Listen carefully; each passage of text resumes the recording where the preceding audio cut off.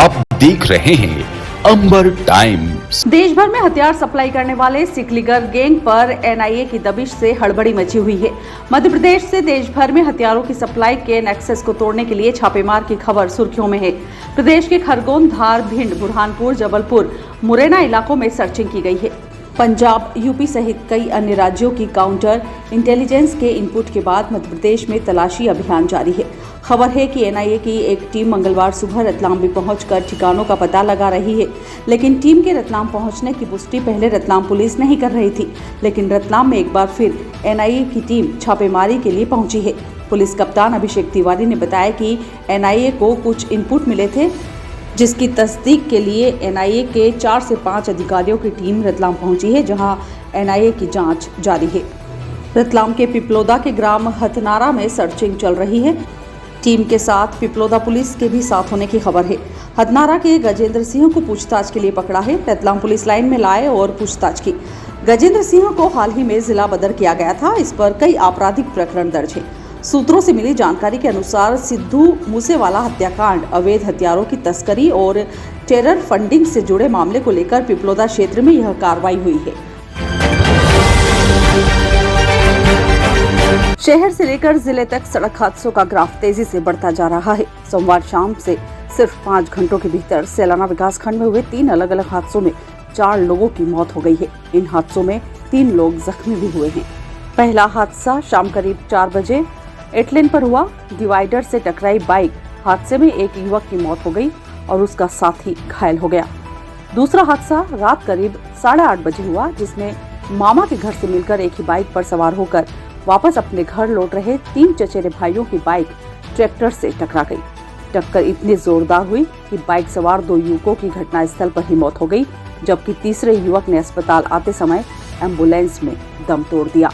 यह सड़क हादसा देर शाम सेलाना के पास ग्राम गोवर्धनपुरा के पास हुआ। तीनों के शव का पीएम मंगलवार को किया गया। पुलिस ने ट्रैक्टर चालक के खिलाफ प्रकरण दर्ज कर लिया है। खबर के मुताबिक सेलाना थाना क्षेत्र अंतर्गत डोकरिया कुंड निवासी 3 युवक अपने मामा के घर मिलकर वापस अपने घर लौट रहे थे। रास्ते में वापसी के दौरान रात करीब 8:30 बजे सेलाना थाना क्षेत्र अंतर्गत ग्राम गोवर्धनपुरा के समीप एक ट्रैक्टर से इनकी बाइक की टक्कर हो गई। टक्कर इतनी जोरदार थी कि बाइक ट्रैक्टर में फंस गई और उस पर सवार 16 वर्षीय जय उर्फ अज्जू पिता राजू भगोरा, 20 वर्षीय अंकित पिता दिलीप भगोरा और 19 वर्षीय सुनील पिता रामा भगोरा की मौत हो गई। मार्ग से गुजर रहे अन्य राहगीरों ने उक्त दुर्घटना की सूचना सेलाना थाने पर दी, जिसके बाद मौके पर पहुंची पुलिस ने एम्बुलेंस के माध्यम से मृतकों के शवों को अस्पताल पहुंचाया। तीसरा हादसा रात 9 बजे अड़वानिया रोड पर ईंट भट्टे के पास हुआ। यहाँ पैदल घूम रहे दंपति को बाइक सवार ने टक्कर मार दी। हादसे में 2 लोग घायल हो गए, जिन्हें जिला अस्पताल में भर्ती करवाया गया है। सर, आज सेलाना में भीषण सड़क दुर्घटना 3 अलग अलग जगहों पर हुआ है।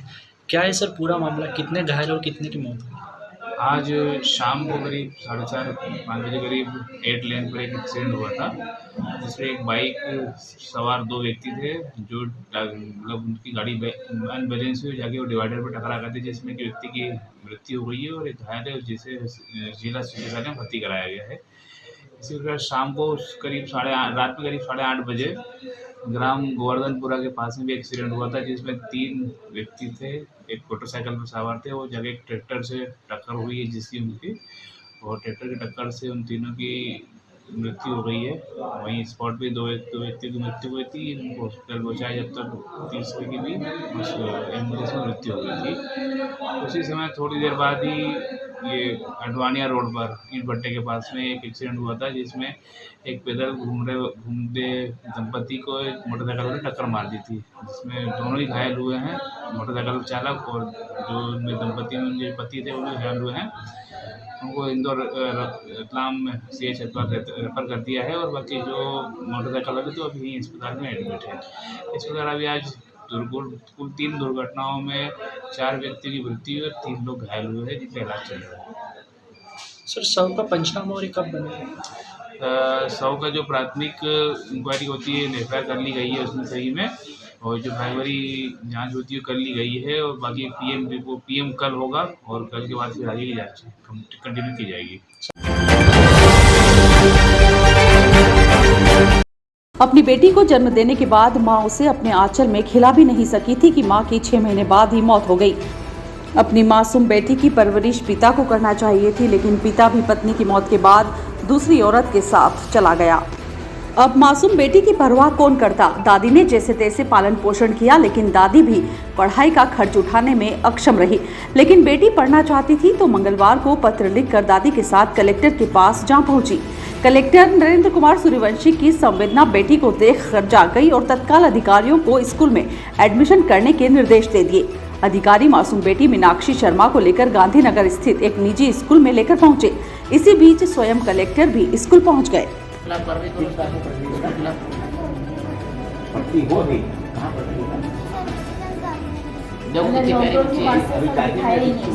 के बाद से बिल्कुल भी नहीं बिठा रहे सर। अरे चलो ठीक है, सुन इधर ही कदम रखेंगे अपन, ठीक है? कहाँ रखेंगे? हाँ स्कूल में कितने से बता रहे, इसको लेके जाओ, भर्ती करवाओ, इसको चले जाओ, चल तुमने नहीं जाओ। शहर के समीप डोसी गांव में बनी पीएम आवास की मल्टी के पीछे झाड़ियों में इंसानी खोपड़ी बरामद होने से इलाके में सनसनी फैल गई। बरामद खोपड़ी किसी वयस्क व्यक्ति की है। खोपड़ी को फोरेंसिक जांच के लिए मेडिकल कॉलेज भेजा गया है। पुलिस ने मर्ग कायम कर जांच प्रारंभ कर दी है। पुलिस सूत्रों के अनुसार सोमवार को डोसी गांव में बनी पीएम आवास की मल्टी के इलाके की सफाई चल रही थी तो कुछ लोगों को वहां मानव खोपड़ी नजर आई। इसकी सूचना तत्काल औद्योगिक क्षेत्र पुलिस को दी गई। सूचना मिलने पर पुलिस अधिकारी मौके पर पहुंचे और मानव खोपड़ी को बरामद कर जांच के लिए मेडिकल कॉलेज भेजा। टीआई राजेंद्र वर्मा ने बताया कि बरामद खोपड़ी किसी वयस्क व्यक्ति की है।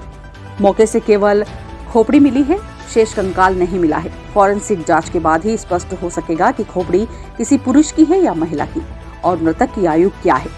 ऐसे तथ्य सामने आने के बाद पुलिस जांच को आगे बढ़ा पाएगी।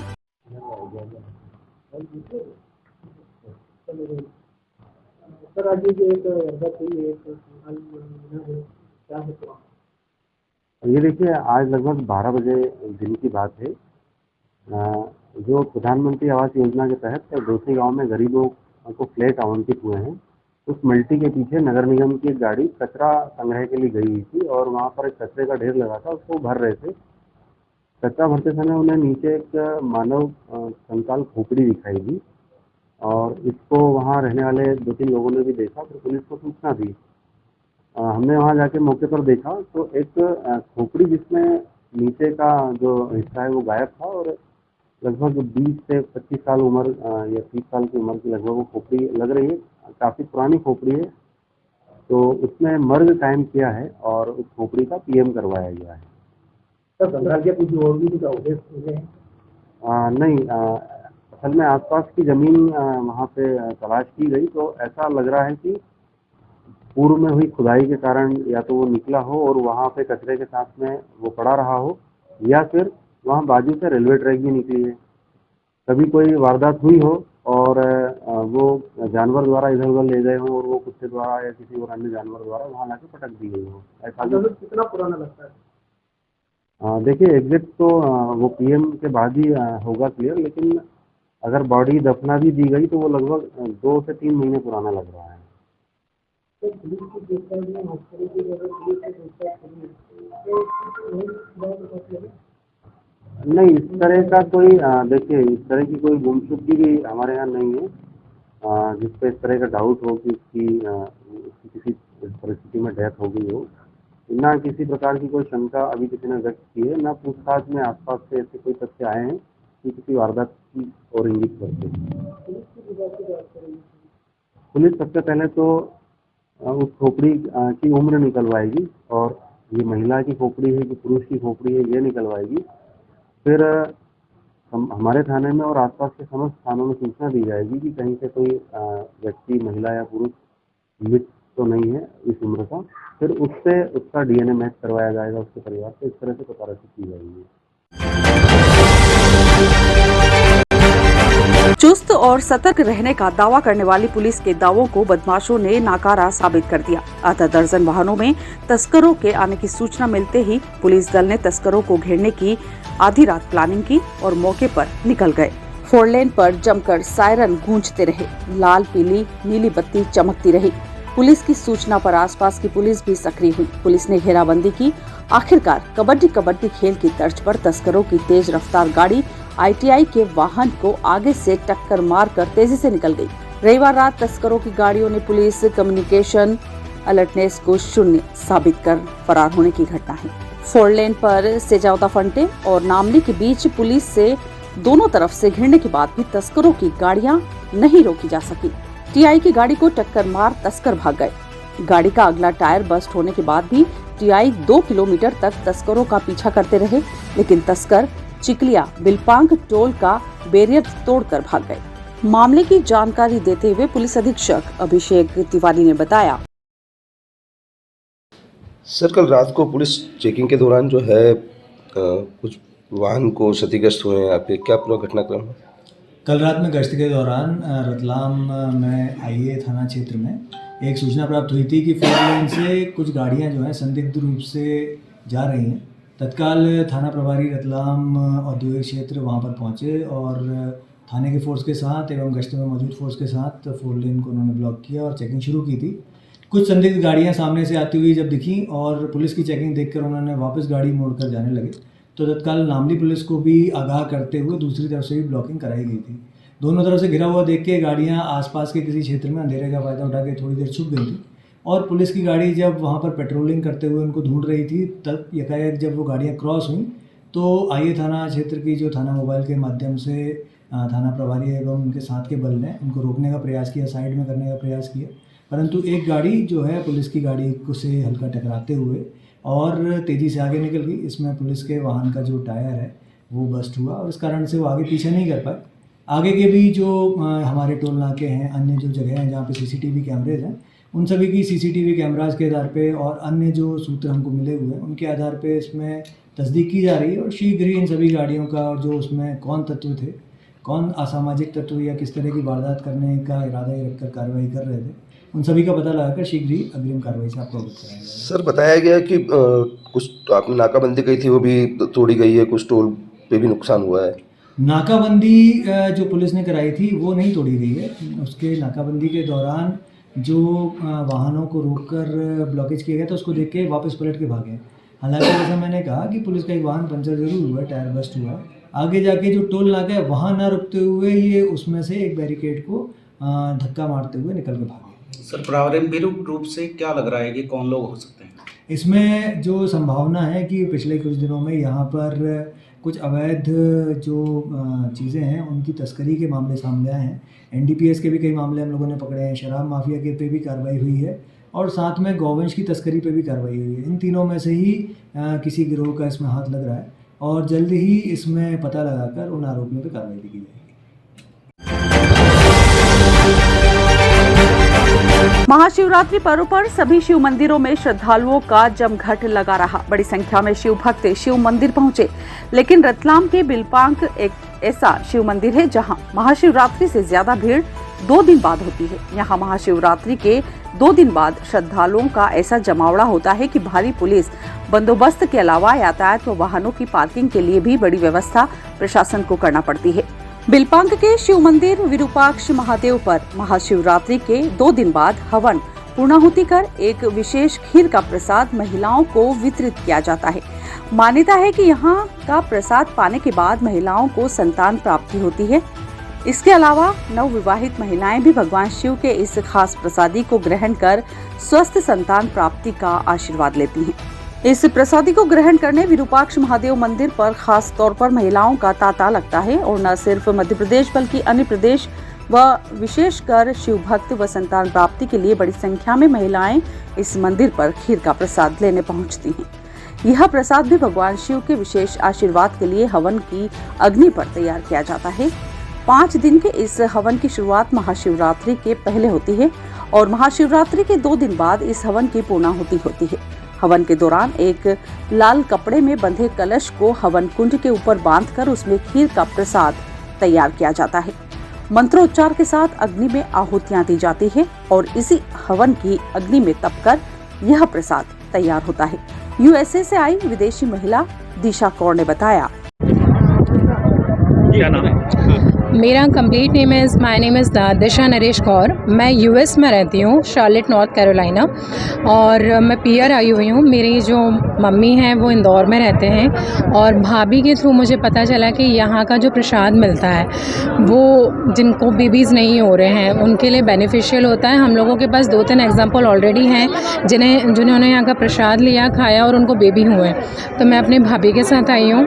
सो नेक्स्ट ईयर हम 2 से 3 होकर आएंगे, इतना विश्वास तो है। आपके प्रसाद के लिए आए जी।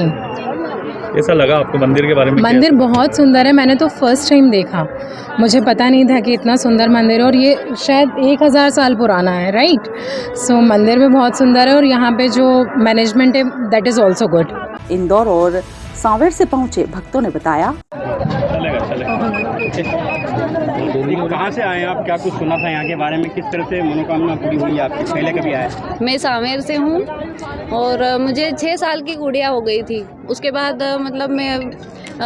मेरी प्रेगनेंसी नहीं ठहर रही थी। मैंने इंदौर भी इलाज करवाया, उज्जैन भी इलाज करवाया, और देवास भी गई, मैं रतलाई भी गई, राजस्थान, वहाँ भी इलाज करवाया मैंने। बहुत जितने भी सबने देवता बताए सब जगह गई मैं, पर मुझे कुछ भी फ़र्क नहीं पड़ा। पर मैंने यहाँ पे सुना तो यहाँ पे मैं आई 2 साल पहले, खीर खाई, और अब ये आपके सामने।